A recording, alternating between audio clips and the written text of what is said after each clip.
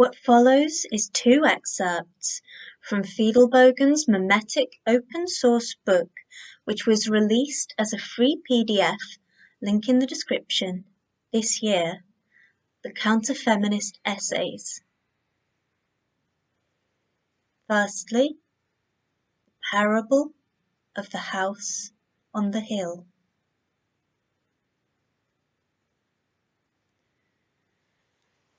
There was a man who built for himself a large, fine house. It sat upon a hilltop overlooking the town. How handsome and splendid the house appeared, gleaming in the sun high atop that hill and casting its shadow over the rooftops below. Little did the townfolk know that this man had gotten half the foundation stones, 3/4 of the structural timber, most of the roofing tiles, most of the sheetrock, and a great amount of other material by a series of fraudulent transactions. Some of the house was rightfully his, perhaps, but most of it wasn't. In the course of time, a team of unmerciful investigators uncovered evidence of the man's shady dealings. So they filed their report and went through the necessary routines. Then, one cold and windy day, some sheriff's deputies arrived at the house along with the repossession crew, who quickly got busy with their picks and shovels and crowbars. When they had finished their work, the house was a shambles, and nothing great to look at. The repossessed material was loaded onto trucks and down the road it went. In similar fashion, the man lost most of his acres, which, like the building material, he'd gotten by a swindle. I don't recall if the man did jail time or not, or if he copped a plea bargain or settled things out of court or what have you. That part of the story isn't clear. At any rate, I do know that the man was able to rebuild on a smaller scale with the remaining material. But his new house? Alas, it was but a mean little cottage, little better than a hovel, and it sat as the original house in its glory had sat, high upon the hilltop, overlooking all the town. But now the man's reputation was as paltry as his house. He had the name of being a shifty, crooked fellow, and respectable people shunned him. Nobody would extend him credit any more, neither money credit nor the kind that is given to words. So he lived out his shabby life in his shabby cottage in view of all the town. Meanwhile, the townfolk, in their sly, folksy, crafty way, gave the man a special nickname behind his back. Hence, on occasion, when strangers were visiting the town, the people would point toward the hill and say, "Up yonder lives the feminist." Next, feminism is the central, defining flashpoint. In the early 21st century, a horde of political and social dragons surround us. All of these need slaying, and one is tempted to twirl a broadsword every which way, jabbing and slashing and opinionating wildly. For a number of reasons, that is not the best plan.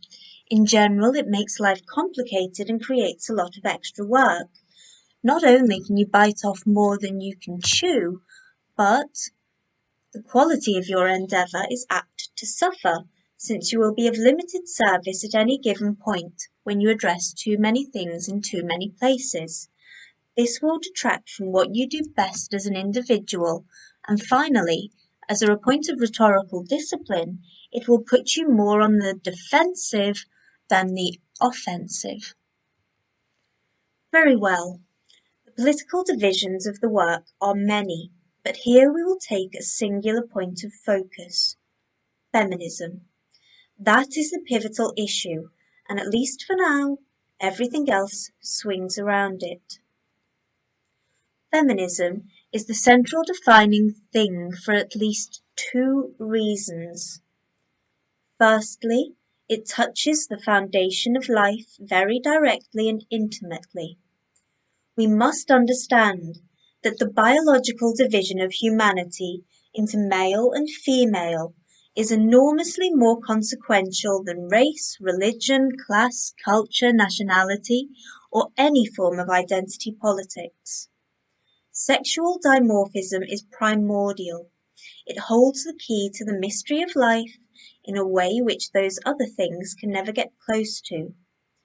Those other things are only mental constructions, but sexuality exists a priori on its own footing from long before humans were present to theorize about it. There is nothing constructed about male and female, and sexual dimorphism marks every advanced life form on Earth. That is why feminism, which exploits the biological division for political reasons, commands our special attention. When you jigger the balance of life between men and women, as feminism does, and knock that balance out of kilter, an assortment of other things will go off the rails. The ramifications are systemic. Entire civilizations and social orders can devolve into chaos if you push this far enough. Upon consideration, that does not sound like a healthy state of affairs. We reckon it is best avoided. Secondly, when you knock down feminism, you bowl a strike and knock down other things that are morally or politically adjacent to it. There is a carryover, a rollover, a replication. If you breach your enemy's defenses in just one place, that is all you need. Feminism is that place. It is critically implicated in a mass of other degenerative trends. So if you give it a kick in the right direction, those things too will smartly come to rights. The struggle against feminism is a microcosm, and some would say a proxy war. The base dynamic of that struggle mirrors or stands in for a range of conflicts that are interlocked. Accordingly, a decisive victory against feminism will set the pattern for a chain of comparable victories, one after the other. When the momentum gets underway, it will naturally keep travelling, and the logic of one victory will map, by analogy, to the next. Victory over feminism will give rise to a thought. You see what happened there? We could do a similar thing on a similar pattern here too. And on it goes.